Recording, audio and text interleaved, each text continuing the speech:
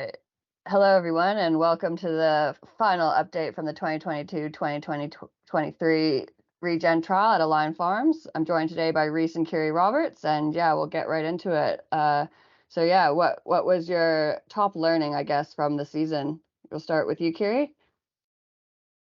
The best thing that we learned or changed from the first year of doing the trial was following I guess you could say, the conventional practices of round lengths and covers and things like that. That was really good. So pasture management in the diverse pastures, but treating it more conventionally, so a faster round length and maintaining quality. That has been the biggest reward that we can see. Obviously, we have had a favourable autumn for growing pasture, but that's been the best thing that we've done. Cool, and yeah, so I guess the round length is still not as conventional as the No, conventional, but different than last no. year. I Yeah. mean, it was within the average, I guess you could say, if you picked out farming's average. So I think we got down to a 24-25 day round was our fastest round length from memory, and obviously I got out to a 60-day round in May, so to give you an idea. So we did push it out a lot further in the in late lactation, but yeah, definitely went a lot faster and just maintained quality, and that just made a huge difference and easier for the team to manage. That was a big thing. Cool. Yeah, but easier not having to do two different things, keep it a bit more consistent. Yeah, Rhys, yeah. how about you? What was your learning? Well, I think it's probably the learning is it's been more of the same. So some of those real key trends that we've seen in the first year kind of flowed through to the second year. There was nothing that really stuck out like, oh, that's interesting or new. However, we got better at everything that we did the first year, which is really pleasing to see. So, we took those learnings, and I concur with Kiri.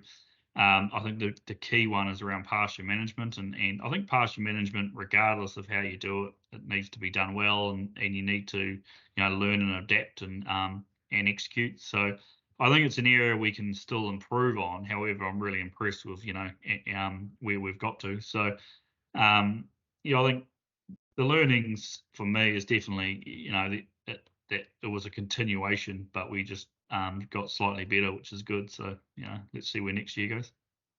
Yeah, nice. So carrying on from that, do you have a specific highlight from the season, Kiri? The pasture management was definitely like one of the bigger highlights. Just made the trial or the two systems a lot easier to manage. That was a highlight. But the biggest thing for me and the team, and I've had this conversation, is definitely been animal health, regards to just cases on metabolics, retains, and all that has been great. Unfortunately, that didn't show through with mating, which was really disappointing. However, we'll just make a few tweaks this year, and hopefully we can have the best of both worlds. But yeah, animal health was definitely a highlight. We're definitely making improvements every year, regardless of whether it's Regen or conventional. We're definitely making improvements, so that's been really cool. Yeah, that is good news. Rhys, how about yourself? Yeah, I think the highlight was that we actually harvested pasture for silage and then fed that to the cows in the shoulders of the season, which extended days in milk, which drove our financial results. So that was good to actually capture some of that pasture and then redistribute that through the season. So whereas last year we kind of probably didn't back ourselves enough, and we continued to kind of not make the decision. Where this year we kind of had a little bit more faith in the system. We took that out and then we redistributed. Like we've actually got silage on hand on the Regen side. So that's a really, really great situation to be in, and they say money in the bank, so it's good to have. So I think that was probably the highlight for me, is we made sharper decisions and then redistributed that feed in the shoulders, which really helped us extend days of milk. And it meant that we were feeding Regen silage to diverse mixes to the Regen side, which was always a goal in the first year. Yeah. And you think that they appreciate that that silage? They enjoy it? The cover crop's amazing. The smell of it, and that's really, really good. It's probably the best one. Like, we obviously cut a bit of the cover crop in our first year, just due to having excess feed, but it definitely didn't come out like this one. This one came out really good. For a bit of context as well, we fed a little bit less per cow on the regenerative side, but when you look at it from an expenditure point of view, we nearly spent 50% less, or half the cost, almost about 55% of the conventional. That was mainly because we cut a lot more feed on hand and then fed that out. So even though the numbers of what we fed per cow are roughly the same, or just a slightly bit more on the conventional, the actual financial impact has been about $140,000 saving on the regenerative side and supplement, which is largely due to that feed on hand, which has been favourable. Yeah, that is good to see. And yeah, we'll dig deeper into the finances later. I'm sure people are very curious about that. Yeah. So what about the disappointment for the season? Is there anything that stands out, Kiri? Mating. There's nothing else but mating.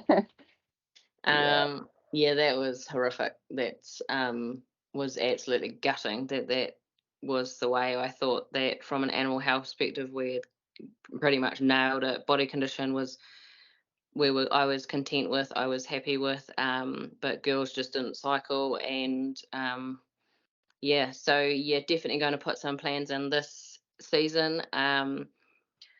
Potentially we do about 6 weeks of AI, and then 4 to 5 weeks of bulls. More so, I just need to get cows and calf. So that's the biggest thing for me this year, is to get cows and calf, get cows cycling. So yeah, doing a bit of that, and probably stand back up on the vet stand, even though we'll have collars on. I'll be working alongside it. I just can't. You got to try everything this year and throw everything at it. So, I'll be doing whatever I can to try and get something happening. And then obviously the biggest one being feed, trying to get more feed into them and trying to do that. So yeah, mating is the word this year, and that's pretty much all there is. Oh yeah, good to have focus going into next season, I guess. Yeah, Rhys, how about you? What's your big disappointment?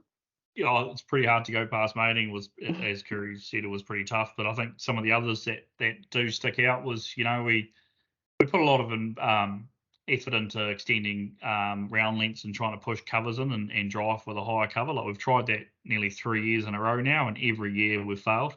We just cannot seem to hold that partially cover to our targets. So that's awfully frustrating from my perspective. It's kind of like, that's starting to become a trend that we need to do something about.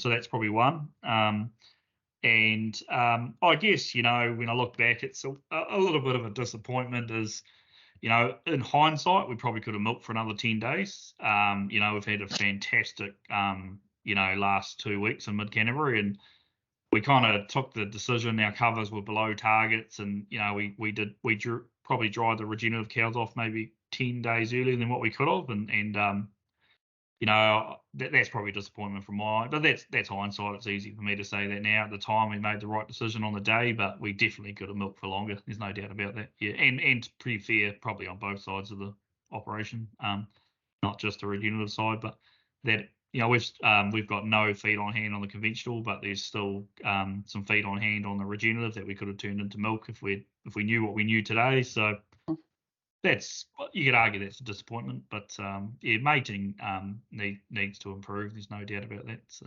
it is. I think we've reflected, and we can see the hunger in Kiri to make that better. So we've got to back her. Yeah, cool. Well, we'll get into specific discussions now about each area. So carrying on with the mating, anything to add in the animal health space that hasn't already been brought up?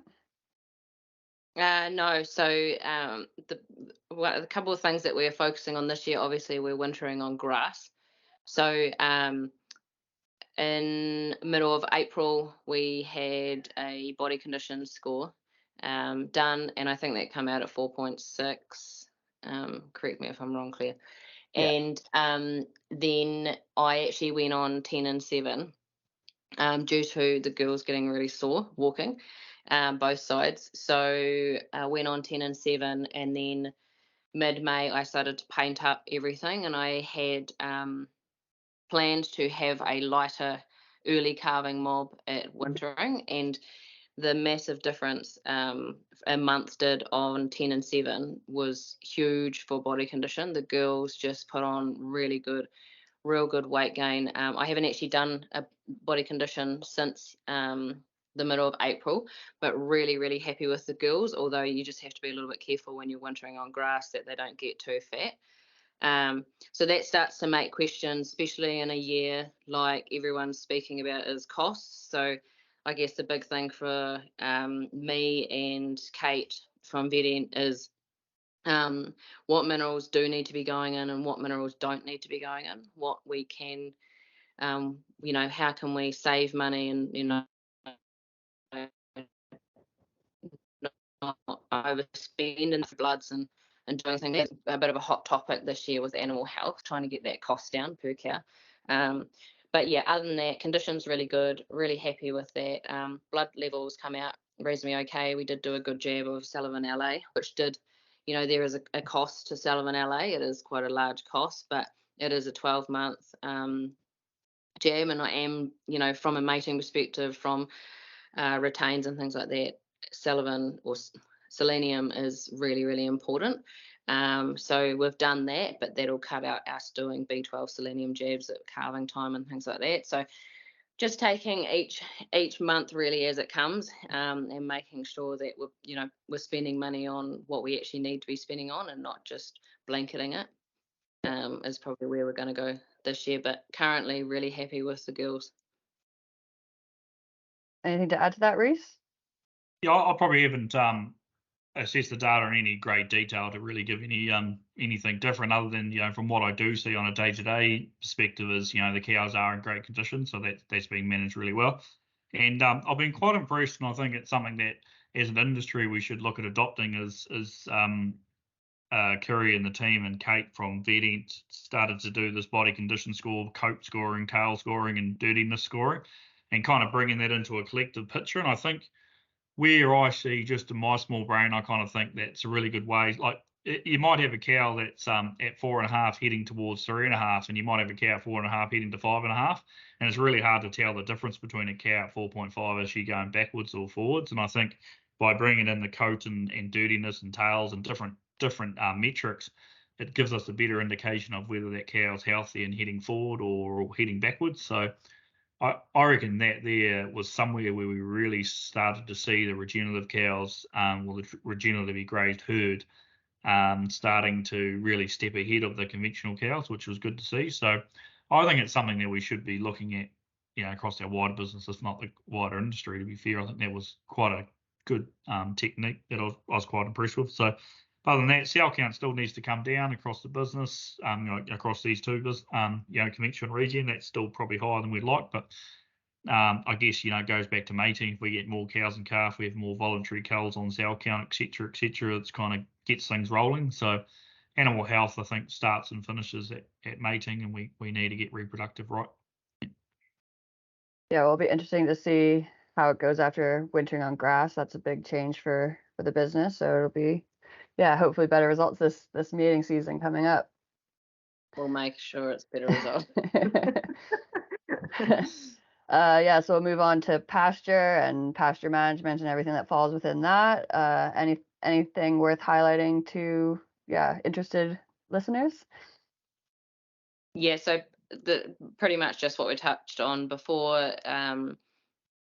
The first season, we obviously went down the road of trying to stick to a 30-day round all year round, losing quality by November, and then or end of November, and then not always having the feed, but also having poor quality feed. So this year we just took that different approach and went on faster round lengths, and it definitely paid off, made a massive difference, and a lot easier to manage in the sense of, when do we cut silage, and if we cut silage, like, still don't get me wrong, the rocket ship of the feed wedge and regen is still very much there. It's not the bell curve like the conventional side. So it is still can get quite tricky when you've got those months or weeks that grow quite fast. But yeah, being able to cut silage, yeah, just being able to do all the basics right has been quite rewarding from the pasture management side. So it's just pretty much to follow last season, and on top of that, try and see if we can get a little bit more milk. Nice. Yeah. Anything to add, Rhys? Yeah, I think a couple of things to add here. One is probably my favourite graph is the graph where we put every paddock's grass production for the year in a bar graph, and then choose, highlight the Regen, the paddocks that are regenerative that aren't in diverse pastures, and then our conventional paddocks. And we've seen a similar trend 2 years in a row now. So there's definitely, as Kiri alluded to, her rocket ship, where we get exceptional growth in the diverse pastures through the summer. So if you haven't seen that graph, I would certainly encourage you to find it. We've updated it this year, and it's very similar. So we break it into July to October, November to February, and March to June, and you see pretty much the same trend as last year, that we get pretty poor growth in the regenerative in the July and March period, but exceptionally good growth through the summer. Something to note is the two paddocks which we left in ryegrass and white clover and took to N away, they performed substantially better this year, so they've moved from bottom of the pack to middle of the table. So that's interesting. Maybe slowly we are starting to see a bit of a lift in those paddocks. So we'll continue to monitor that over time and see where that goes, but that's intriguing. So that's one, I think, is, I certainly recommend anyone that's interested to go and search out those graphs. I find them really fascinating. I'll include a link in Cool. this, or try to put it in some way. Yeah. So paddock 20 out of all of those is the one that hasn't had calcium in it. Yeah. Just and a then, reminder. Then secondly, on the pasture side is, I was worried last year, and I'm probably just as worried as I am last year, that if we don't get the pasture management right, we're starting to see cocksfoot take over in some of our poorer paddocks. So we've got two in particular, paddock 9 and paddock 24 or 25, maybe 25, I think it is. They are starting to become very cocksfoot dominated, those paddocks, and that is of concern to me long term. Like, I don't think anyone wants a really, really cocksfooty dominated pasture sward on a dairy farm. So it's something that we are going to monitor going forward. Like, it's interesting because those two paddocks were one of the originals. I think they were one of them was definitely the original, and one was maybe in the second year of conversion. But we've still got paddocks from that first conversion that have almost no cocksfoot and they're just humming. So maybe it's paddock related, whether it's soil fertility related, or whether it was pasture management related. But I don't think growing less palatable feed into our pasture sward is going to do us any favours long term. So we need to keep on top of that and address it. And I would be lying if I said I'm feeling more comfortable than I was 12 months ago. Yep. So overall, pretty similar to last year. Yeah, it's hard to work out what is causing the differences between paddocks when they're all sown the same day, same mix, and then you get such different outcomes. It's hard to kind of determine what's causing. Yeah. One thing I would say is paddock 20. Is it 25, Kiri? It's 26, I think. 26 and 9. Like, you love me and Kiri been on this farm for 10 years, and they've been the two worst paddocks for 10 years, regardless of what brew they're in. So it probably is something to do with fertility, soil structure, etc. But in saying that, it's something to take note of, because it's not an easy fix just to make a poor paddock a great paddock. But I know some of our really, really good. It's quite interesting. Paddock 34. So when we got here, that was not a bad paddock, and I think it was about year 4 or 5, maybe we regrassed that paddock, and then it just went like no good. It was just dog tucker, and I thought, we've invested a bit of money into this. Was conventional, and then it became one of our regenerative paddocks. So we sprayed it out and put a put in a regenerative paddock. And the first year went real bad. I was like, oh shit, it's just not a good paddock. But this year it just fired on all cylinders. So it's interesting. It's actually going really, really well. It's one of the paddocks that, if you've got a tour group out, it's one of the ones you can rely on pretty heavily to show a really, really good diverse sward. So it's quite interesting. It's finally started after 10 or so years to hit its straps, which is good. And I think it was actually the number one growing paddock this year, grew 21.6 tonne or something. So, and pretty impressive results. Yeah, it's taken 10 years to get up and running. So got there in the end, I guess. We can just get that with the other paddocks. Paddock 9 will be 20 years at this rate. I'm pretty sure every year since we've been here, we've been like, right, I'll just ruin it with the springers. Yeah, and right start outside again.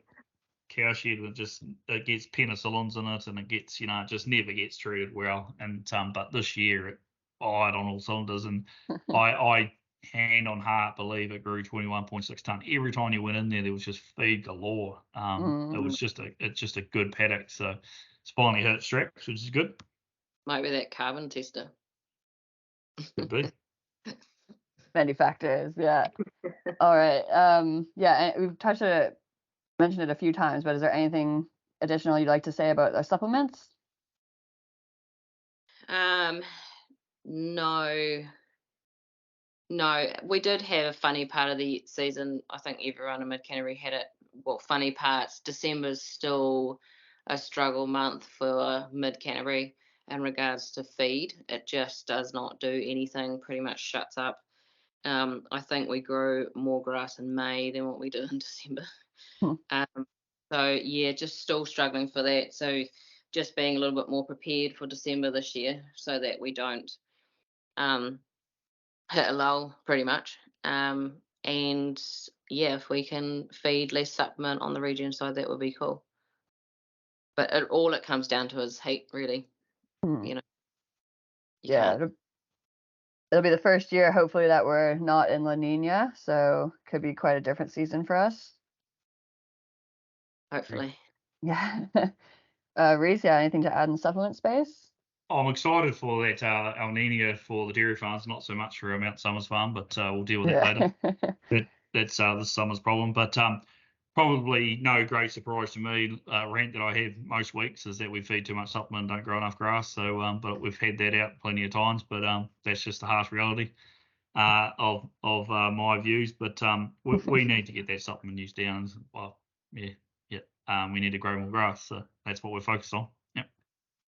I think at times we probably, if I added one more to that, at times, led by myself, the businesses wanted to be absolute world leaders in soil health. And I think nothing was wrong with that strategy, but soil health has to come with pasture production as well. There needs to be intertwined. So maybe we need to be world leaders in pasture production with an acute focus on soil health. I don't know. But one thing I think, rightly or wrongly, we need to balance between soil health and pasture production and get that right. So I'm not saying we've got it wrong, but I'm not saying we've got it right either. So I think that's an area for focus for our businesses. That's a long way away from supplements, but supplements is probably the consequence of not getting that stuff right.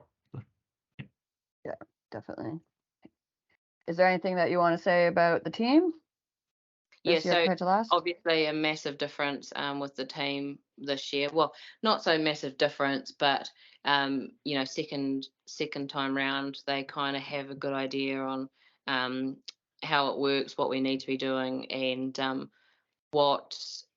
not so much how we can cut corners, but how we can just be a little bit, make it a bit more user friendly in ways, and that's just us working through each day as it comes and then going, we could do it like this is still not going to affect the trial or things like that. So a lot better with the team in regards to the trial, and doesn't feel like such of a headache this year. But I'm sure once we add a third vat in there, that'll spice things up.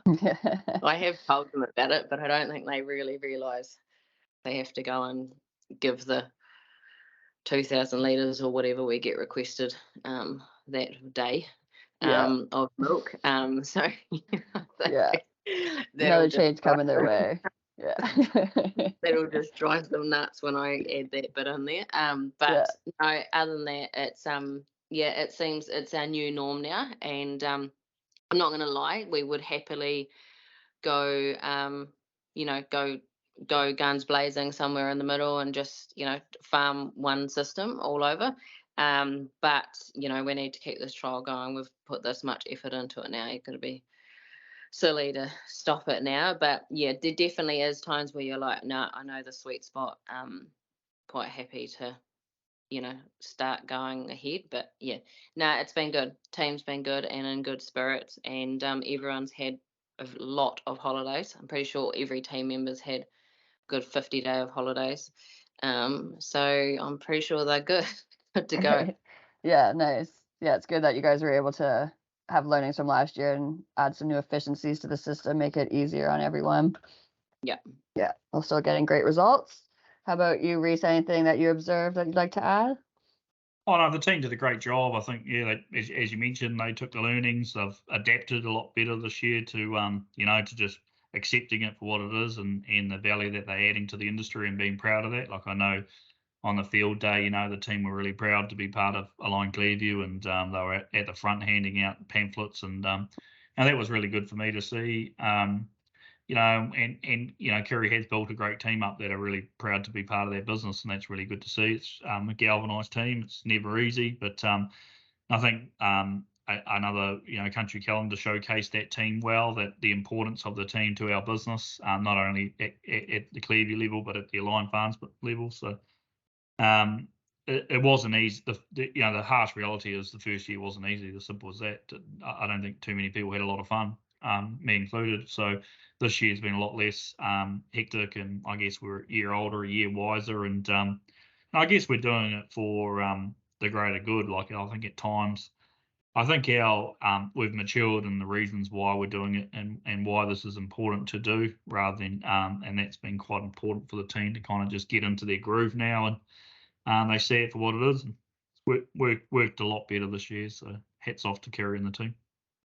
Yeah, definitely. It's good to see a bit less stress this season than there was last, which is really positive, obviously.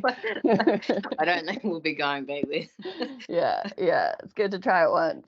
I don't think you can get divorced, pretend to get divorced first time and not for a second time. Yeah. All right. Well, now we'll move on to what I'm sure people are very curious about, and it's our finances, which are not finalized, but we've got a rough idea of where things have landed. So yeah, Rhys, you'll take that away.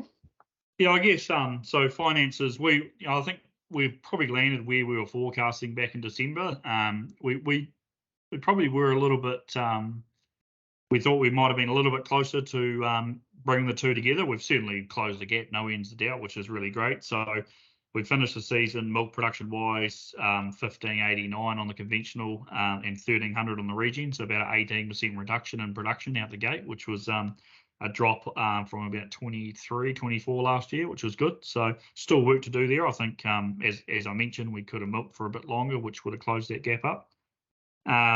Production per cow, there's only about 2% in it, 436 versus 427, so pretty similar between the two herds. There wasn't a great deal in it. Regen was ahead for probably the first 200 days, and conventional pipped it at the end. Farm working expenses are interesting, 587 on the conventional and 557 on the Regen. So we actually spent about $307,000 less on the regenerative side, which was a really good saving in farm working expenses, and they were largely dominated by two players really, which was supplement and fertilizer. So we're about 100 grand down on supplement, about 140 down on 140 down on supplement, about 100 down on fertilizer, and then there was some rats and mice that made up the residual. So 30 cents a milk solids reduction farm working expenses, which was good. And then when that boils down to the EBIT line, the conventional side was $66,000 more profitable, or about $448 a hectare. So that's about a 10% reduction in EBIT, which in the grand scheme, 10% is probably what we lose, in my view, by running the 2 trials. So I would say that if we were to run this system as one system, I don't believe there'd be a 66 grand drop between the efficiencies would pick up by going across the whole herds and picking up those gains. So I think we're close enough to say, hey, look, yeah, granted, conventional was more profitable, $448 a hectare, or about 66 grand. But in saying that, we're getting to the stage now where if you took the 2 sides apart, we'd probably not see a lot of difference between the 2 sides. So, which is encouraging for us going forward. So, we do need to close the production gap, 289 milk solids per hectare. There's a lot of chat around whether or not we need to have similar stocking rates and try and drive a bit more production per cow and per hectare, which will definitely close that gap up. But in hindsight, we left,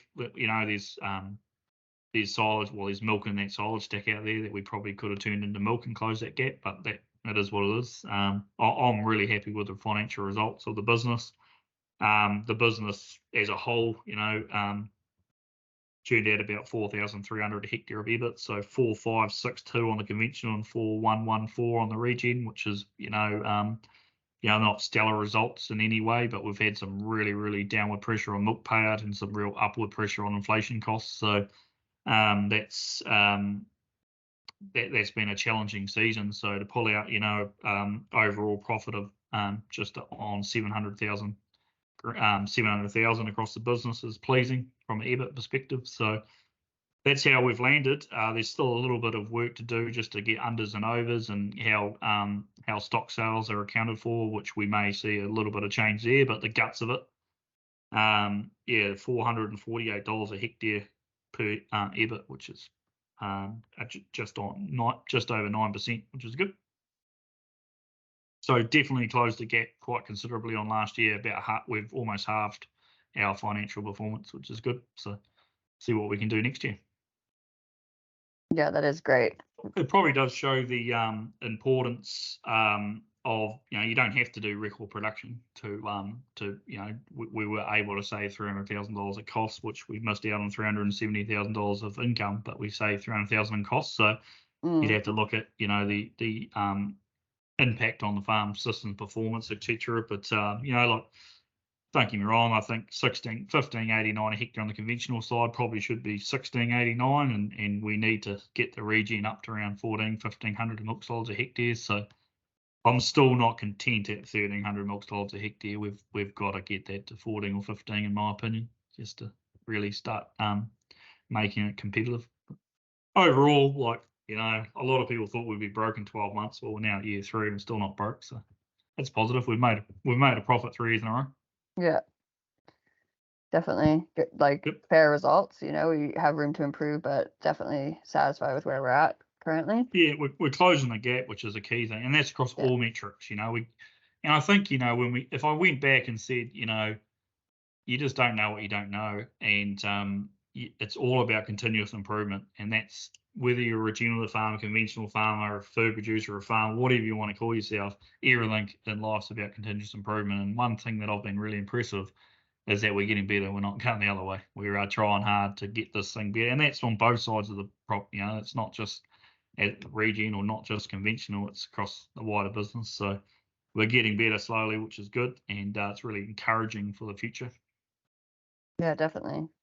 So yeah, I think that covers our topic. So we'll start to wrap this up. Do you want to discuss the plan for next season? Anything that any changes or things that people can expect?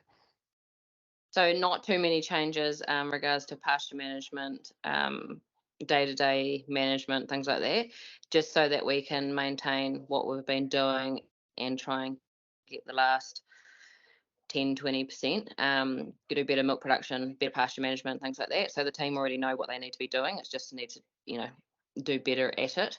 And then obviously the biggest emphasis on mating is probably the key things. We're going in set up to some degree, so there's not too many excuses. It's on camera now, yeah. Rhys, how about you? Anything to look forward to? No big changes from us. Just continues to refine our practices and improve. Probably couple of things that we are a little bit torn on as a business is, stocking rates always, I think we can carry more stock on the regenerative side and like cutting silage and feeding that back out and redistributing, that's all great stuff, but we all know the economics of just having a higher stocking rate, eating every pasture of grass we grow and bringing supplement in is more profitable. And when you're comparing the two, you want to try and maximise the opportunity. So I think that's an area where we've thrown around a lot. Like, do we just go out there and milk the same amount of cows? We know we grow more feed 2 years in a row on the regenerative side, so we can handle more cows. Yeah. So at this stage, we haven't committed to buying more cows and doing it. And it's probably a combination of a bit of ambiguity around where payout's going to go next year, and maybe having lower stocking rate may actually work in favour. But probably, getting access to cows right now, good cows, is really tough. So it's likely we won't do that. But maybe the following season we may look at lifting stocking rate. The other one is we are seriously considering a move to conventional spreading on our conventional traditional farms, away from the Tyne-Fert. We think the Tyne-Fert's been a real fantastic tool to bring us down from our historical 250 units of N down to 180s, but now you're down to 180. Potentially, the extra cost that we incur by doing it through the Tyne-Fert is probably better reinvested into a cheaper way of doing it, and then reinvesting that saving into more K and lime and phosphates and that on our traditional system. So we're just toying whether or not we do that on Clearview or not, or will we keep it the same for the trial perspective. But we're just working through that. But apart from stocking rate, that's the only one that's still there. I personally, I'd have more than comfort to have the same stocking rate next year, but I believe it would lift financial performance. So maybe we need to just action that and get on with it, because we'll never know until we do it. But that's something that we are still toying with as a business at the moment. But other than that, it's just more refining the importance of pasture management, growing more pasture, harvesting more pasture. We've had 2 tough seasons within the business around pasture growing, which has led to a decrease in pasture harvested. So something that is starting to become probably more and more intriguing is we grow the same amount of grass. We know that for 2-3 years in a row, we've grown same amount of grass on the Regen versus conventional, but we're not getting the production. So what's driving that? Is it pasture quality? Is it pasture quantity? And it could be utilisation, because we've got higher pasture covers and more of our feeds coming from pasture. Our utilisation may be not as high as what we think it may be, and that's having a negative effect on production, which is then having a negative effect on productivity. So next year, our focus has to go into reproduction and then productivity of pasture. How do we grow and harvest more grass? And I think the key one there is probably more harvesting rather than growing. We've got to find a way to get more grass down the cow's throat. So that's probably the plan for me, is to focus on those 2 areas, improving our reproductive performance and improving our pasture harvested. So we have had a few questions come in, and we'll touch on those now. And if you have any other questions, you can fire them through to Rhys or myself, and we'll get them answered up on the website. So yeah, I think there's been a bit of a question about our new wintering system. We've gone away from crops and we're trying to focus more on an all grass winter. So yeah, Kiri was saying that questions come through about what species we're using. So one of you want to answer that? Rhys. So we are trying to winter on grass, as you say, and we've had the best. We could not have made a better decision in the last 12 days that we've had. It's been fantastic. The cows have been down to 10 kilos of grass, 2 kilos of straw, and they still don't even want to be moved in the morning. So it's been a bit of a game changer. But we have had extremely favourable weather, which has been a great time to start this trial. But we're still confident going forward. We've got the measures in place if it gets wet or starts to snow. But yeah, to answer your question specifically, the main driver that we're trying to get in is more fescue cocksfoot dominated pastures. So we do have a range. We have used splice, which is more of a fescue, but we're probably thinking that's probably not the pasture species for us. It's going to be fescues, and cocksfoots is going to be the driving force going forward. So how we've set the farm up is we have kind of our traditional ryegrass paddocks that we drive silage yields on, and then we have our cocksfoot paddocks that go through the summer. They're quite hardy through the summer, and then we lock them up for the winter, and that's what we winter cows on with great success to date. So we've got anywhere between 4 and 5 ton yields, so 2.5 to 3.5 available, sometimes 4.5 available. So we are pretty optimistic that it's a good thing, but it needs to be balanced with good protections around wet weather and snow in particular. So that we've used kale to do that, and next year we're probably going to look at doing that with Swedes rather than kale. But overall, really, really, really, I could not be more impressed with what had happened to date. But I used a great caveat that it's been the best ever winter so far to do that. So which has been a real pleasing sign for us.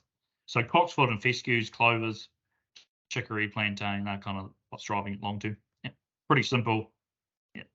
Yeah. I was up there today, and it was great to see the lack of pasture damage, I guess, in those paddocks, and the cows happy. Some of them are already growing back because obviously I was up there from the 28th of May, so the paddocks that I went in first are already growing back. So that's quite you just don't get that when you graze crops. So it's actually quite rewarding seeing it regrow. Yeah. And from an environmental perspective, be utilizing some of that nutrients the cows left behind. So yeah, it's all positive. I did have the staff say to me, "Oh, does that mean we can go and eat that again before we leave?" And I'm like, "No, we're not going to be here in October." It doesn't work like that, but yeah. Okay, no, that's cool. Well, yeah, I've just been having that question quite a lot, and I'm guessing we'll get more and more, and we'll probably need to do some type of YouTube video on just wintering it at the end of it. Yeah, that'll be good to do. Any other questions you guys have heard come through? A few questions I've had is whether or not there's a bit of a rumour saying that we're going to give up on our trial and supposedly it doesn't make any money and we're going to get out of it. So I just want to confirm that no, we're not stopping the trial. We're committed to this for certainly next year, if not further. And yet, the whole point of this trial was to myth bust whether or not it's profitable, not profitable.